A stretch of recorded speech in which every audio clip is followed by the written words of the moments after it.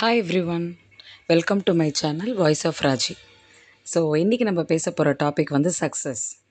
நிறைய பேருக்கு சக்ஸஸ்னால் என்ன, சக்ஸஸ்ஃபுல்லாக ஒருத்தவங்க இருக்காங்கன்னா என்னெல்லாம் அளவுகோல் வேணும் அப்படின்னு நிறைய பேர் நினைப்போம். ஆனால் இது கண்டிப்பாக பர்சன் டு பர்சன் மாறும்.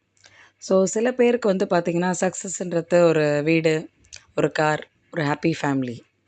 ஸோ சில பேருக்கு வந்து பார்த்திங்கன்னா ஒரு பீஸ்ஃபுல்லான லைஃப்.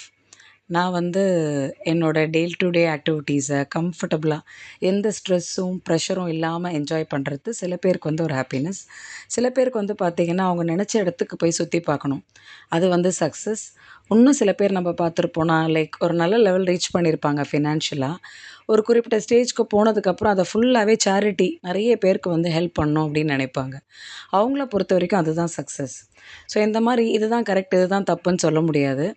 ஒருத்தருக்கும் ஒரு ஒரு அளவுகோல். ஆனால் இதோட எண்ட் ரிசல்ட் என்ன அப்படின்னா, நம்ம எந்த விஷயம் பண்ணாலும் நமக்கு அது கண்டிப்பாக ஒரு சந்தோஷத்தை கொடுக்கணும், சாட்டிஸ்ஃபேக்ஷனை கொடுக்கணும். ஸோ கஷ்டப்பட்டு ஒரு விஷயம் பண்ணிவிட்டு நம்ம அதுக்காக வருத்தப்படக்கூடாது. நம்ம பண்ணுற சின்ன சின்ன விஷயத்துக்கும் நமக்கு வந்து ஒரு ஹாப்பினஸ் கொடுக்கணும்.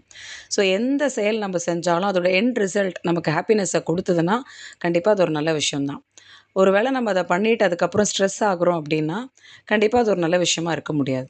ஸோ நமக்கு மட்டும் அப்படின்னு ஒரு சில விஷயங்கள் நம்ம பண்ணாமல் சொசைட்டிக்கும் நிறைய பேருக்கு வந்து சில பேர் ஹெல்ப் பண்ணுவாங்க. ஸோ நிறைய சேரிட்டி பண்ணுவாங்க.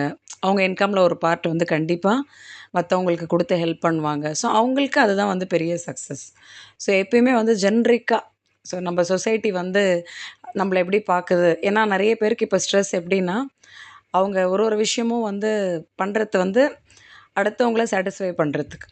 ஸோ ஃபேமிலியை விட ஸோ அவங்க பார்க்குறப்ப என்னை இப்படி பார்க்கணும், இவங்க என்னை இப்படி நினச்சிட்டாங்க, ஸோ ரிலேட்டிவ்ஸ் முன்னாடி இப்படி இருக்கணும், ஃப்ரெண்ட்ஸ் முன்னாடி இப்படி இருக்கணும், ஸோ ஃபேமிலி மெம்பர்ஸ் முன்னாடி இப்படி இருக்கணும்னு நிறைய விஷயம் வந்து அவங்க ஸ்ட்ரெஸ் ஆவாங்க. ஆக்சுவலாக நம்ம மைண்டுக்கு நம்ம ஹாப்பியாக இருக்கோமா, நீங்கள் பண்ணுற விஷயம் உங்கள் மைண்டுக்கு சாட்டிஸ்ஃபைடாக இருக்கா, நீங்களும் உங்கள் ஃபேமிலியும் அந்த விஷயத்தினால ஹாப்பியாக இருக்கீங்களா அப்படின்னா மட்டும் அந்த விஷயத்த பண்ணுங்கள். ஸோ ஏன்னா இப்போ நிறைய பேர் வந்து பார்த்திங்கன்னா ஒரு வீடாக இருக்கட்டும், இல்லை ஒரு காராக இருக்கட்டும், இல்லை நிறைய விஷயங்கள் வந்து தேவையில்லாத நிறைய ஆடம்பர பொருள் வாங்குவாங்க. ஆனால் ஃபைனலாக வந்து அதை வந்து அவங்களால பேர் பண்ண முடியல. அதுக்கப்புறம் ஒரு குறிப்பிட்ட ஸ்டேஜில் வந்து பார்த்திங்கன்னா அந்த பொருள் வாங்கினதோட இன்ட்ரெஸ்ட்டே அவங்களுக்கு போயிடும். ஏன்னா அதோட ஃபினான்ஷியல் பேர்டனையோ இல்லை மற்ற விஷயத்தையும் அவங்களால கண்டிப்பாக வந்து பேர் பண்ண முடியாது. ஸோ அந்த மாதிரி நம்ம ஸ்ட்ரெஸ் எடுத்துக்கிறத விட நம்ம வந்து நிறைய விஷயங்கள் வந்து சுற்றி இருக்க விஷயத்தை அப்ரிஷியேட் பண்ணிவிட்டு ஹாப்பியாக நம்ம செலிப்ரேட் பண்ணுறப்ப கண்டிப்பாக அதுதான் வந்து ரியல் சக்ஸஸ். ஸோ சக்ஸஸ் வந்து மற்றவங்களுக்காக நம்ம அச்சீவ் பண்ணுறது கிடையாது. நமக்கு ஏற்ற மாதிரி பீஸ்ஃபுல்லாக இருக்குமோ அதுதான் லைஃப்பில் வந்து ரியல் சக்ஸஸ். தேங்க்யூ.